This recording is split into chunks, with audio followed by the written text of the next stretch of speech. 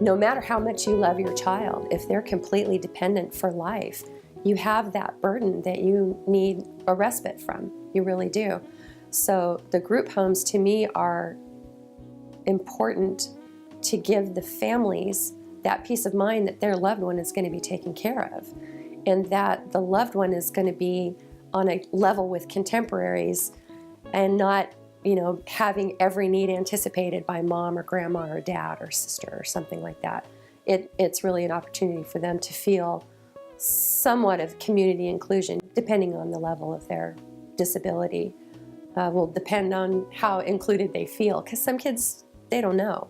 But the group home to me is instrumental in letting a child who normally would be able to get out there in the world and find their own independence. It's the closest to independence they can have.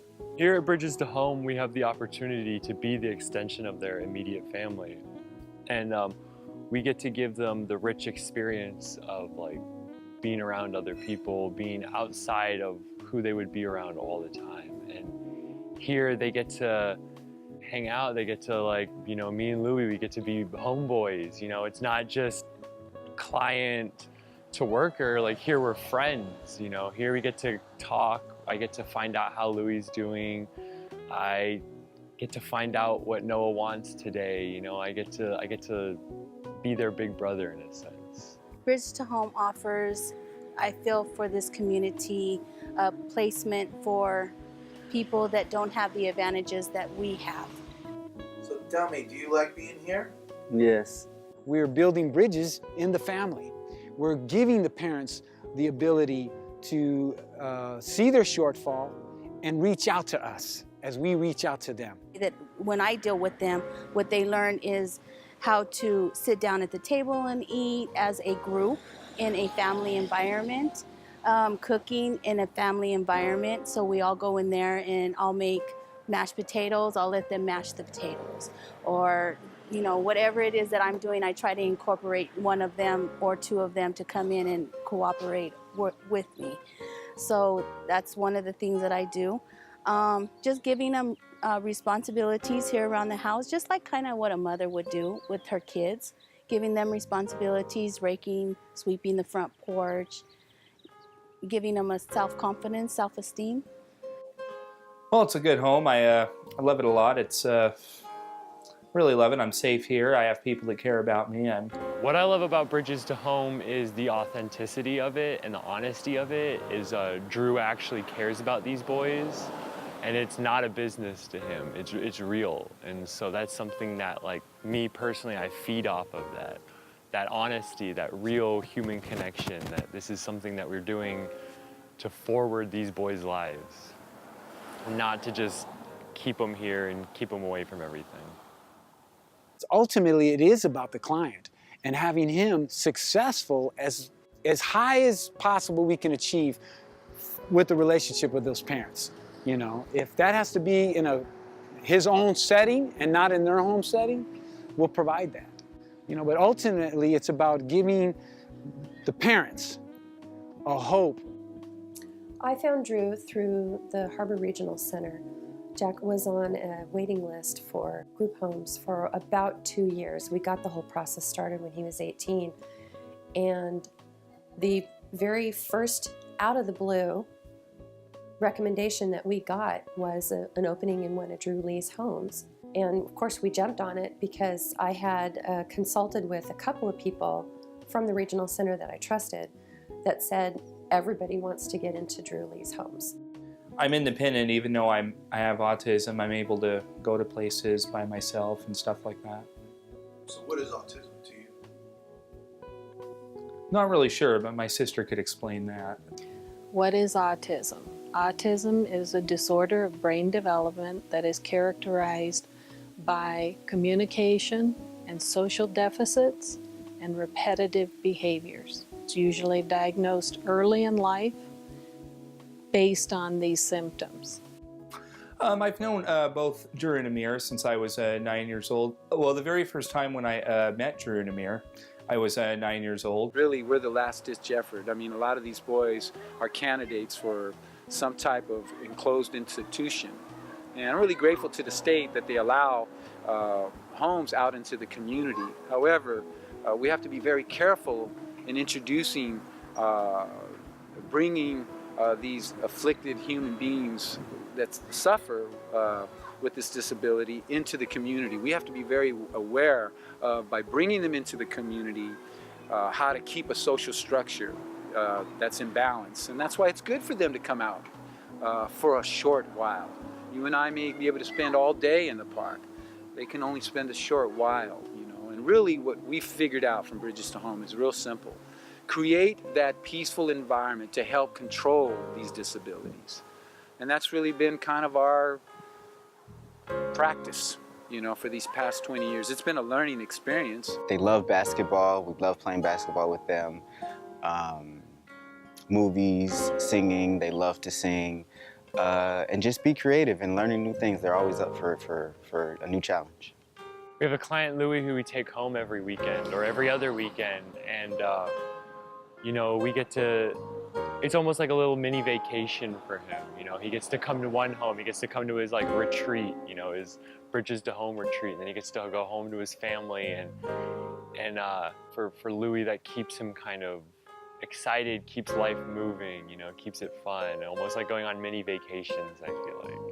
He spends hours packing all of his clothes, everything's organized, you know, he gets really excited, and that's something we get to be a part of and help him with his little mini vacations. When is your birthday? My birthday coming almost. Oh, cool. Really cool. What's your favorite food? My food is pie, tomato, fries. The reality is they're affected now. What do we do now? How do we create the right environment for them? And I think it is about studying them, and that's what we've been doing, studying them for 20 years, looking into what works, what doesn't work. What we found here at Bridges to Home is simple. Creating their own environment, creating this peaceful environment, a quiet environment, using aromatherapies, using music therapies, using social therapies, and those things are working. I believe it's great that we don't institutionalize this population. I think it's great that we bring them into the community, but I think we need to take responsibility as we bring them into the community to really understand how to help them. And that's really where we're at. We're here to help them, and it works. You know, Bridges to Homes is working, the parents are happy, and we just want to continue these efforts in the community. Another area that can help with social integration is athletics. For example, you might take somebody out for community walks, go to the beach, get involved in sports. Some individuals, let's say, may not want to participate in that exact sport, but being out in the community, being involved with their group, they may sit off to the sideline doing something else. They may just enjoy watching, but you're getting them involved out in the community. The most important thing of the community integration is learning appropriate social skills. You don't go to a restaurant or the mall and start throwing a tantrum. You have an appropriate way to act. And the more that you integrate them in a positive manner and provide positive reinforcement for those behaviors that are appropriate, the more the individual learns. You don't have a lot of places like this, and they don't have nowhere to go. There should be more places like this so that we can provide the type of home environment, a family environment, a caring environment for those. Because as they get older, I see the older ones, and I'm amazed that they just don't have nowhere to go, no placement at all. And we're here in the United States, we're a free country, and we can't even provide the disabled with a caring environment. So I stay here.